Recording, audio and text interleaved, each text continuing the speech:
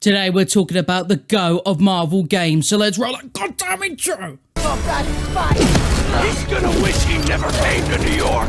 Alright, ladies and gentlemen, we're talking about Marvel Ultimate Alliance. In the background, you might have heard a Snapchat notification, or you might not. I'm just going to ignore that for the time being, because we're talking about one of the greatest Marvel games of all time. Now, I did kind of gauge how people feel about this game via my Twitter and my YouTube community page. People really wanted this review. I'm not sure if because of a negative reason or because of a positive reason, if you guys thought I was going to slaughter this game, but you are completely wrong. But there are some negatives, but we'll get into it first of all. So, let's talk about the roster of Marvel Ultimate Alliance to start with. One of the biggest rosters we've ever received in a Marvel game, minus the Lego games and Marvel Heroes Omega. Now, every single hero, at least in my opinion, can offer some fun and some fantasy when it comes to playing as those characters. You play as Spider-Man, then you're going to have a good time with his web attacks. I do think, though, this might be a bit of a hot take, that his Marvel Ultimate Alliance 2 moves are a little better,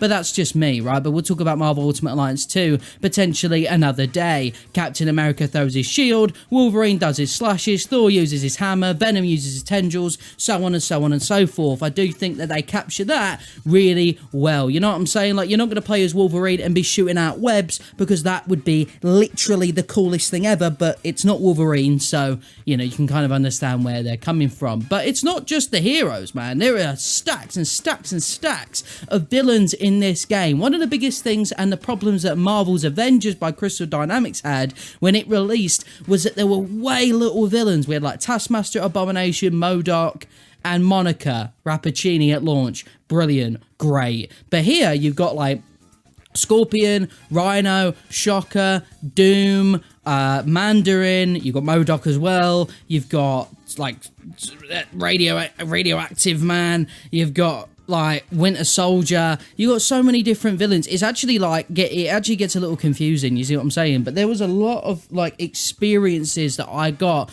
through this game learning about these different characters, just purely because it dips into Marvel lore so much. Like, you can tell the people who like make this game know what they're talking about. You know what I'm saying? Like doing a quiz in this game and getting it 100% right. You know those little quizzes in the like in the hubs is like you know what you're talking about if you can complete them 100% without having to go back and recorrect your answers, because it is nutty.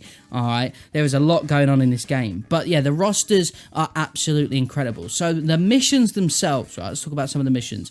One of the missions I actually hated was Atlantis. Okay, I'm just gonna get that out of the way. The swimming was bogus, but every other mission was great. It was rich. They clearly reused assets in some of them, but like they did it to perfection. Like, it was a brilliant mission. My favorite, I will say, Murder World. 1000% Murder World. I think it always will be. I love it. It's so cool, and it's nuts. One of the other ones I like as well is the Skrull planet with Galactus. There's a bit of a weird, spooky vibe to it, because obviously it's going to be destroyed, right? Unless you do the optional objective, which you shouldn't do, because Skrulls are a bunch of nincompoops in this game, right? But, however, you know, the music and stuff like that in the background, the sort of the ominous vibe is great, and I think this game does that really well. Like the first mission in the helicarrier is that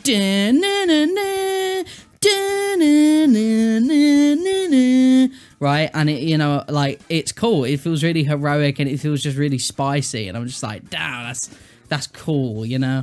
Like, I love it. I love stuff like that. So, you know, if we can sort of, you know, just keep feeling heroic and keep doing this power fantasy stuff, then I think the game does exactly what it should be doing. When it comes to graphics and stuff, it's obviously outdated, because, like, yeah, obviously, like, some of the models look a bit weird. Like, there's, like, Hulk looks really strange and things like that, but realistically, who cares about the models, because you're not going to be zooming into them anytime soon, and the cutscenes are absolutely shagadelic. That they look so good. The cutscenes literally could be their own movie. Like, if you guys remember that Spider-Man, Hulk, and Iron Man little cutscene thingy from back in the day with the giant robot, it'll be on screen somewhere, you'll know that, like, that is exactly the way these cutscenes look. It's super impressive. So the actual game itself not looking absolutely crazy, you can forgive it, because who really cares when you've got absolute glorious cutscenes like that?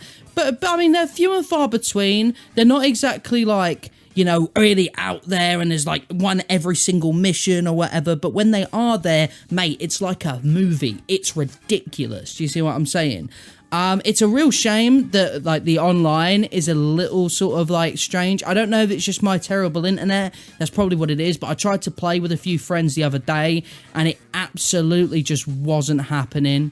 Like, I'm not gonna lie, not in a million years was I able to actually like play that game properly, especially with a few of the things. But it is what it is. I do think this game falls under some old school tropes with the boss fights. Again, it's a very old game, so who cares? But like, there's a boss fight with the Kraken and Galactus, which I really like. Just do this quick time event, the same very quick time event about 4 times, and then they die, which is kind of disappointing because when you're upgrading your characters and stuff like that, you kind of just want to be strong enough to beat them, not just quick time event them to death. Another thing, I mean, that's another point as well, like the RPG elements in this game, man, like they're a lot of fun. I really enjoyed beating a boss and then being able to see like what they've dropped and see which characters would really suit that the most. I think that was super fun. So my team, when I played all the way through recently, was Spider-Man, Wolverine, Captain America, Thor. Like I stuck with the OG team, and you know, throughout the entire thing, I really enjoyed just playing it with that team, leveling them up and grinding them out. And I'm probably going to do the same when I go back to Marvel Ultimate Alliance 2 as well.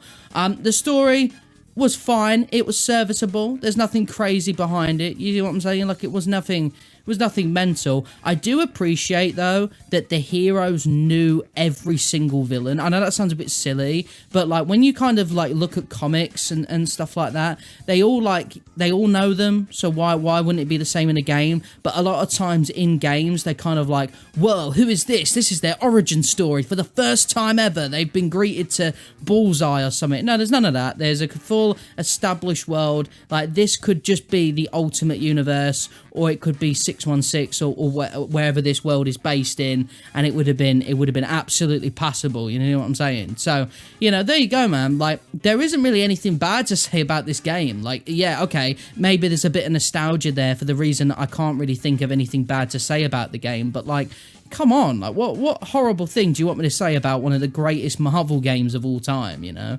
But I do have a hot take.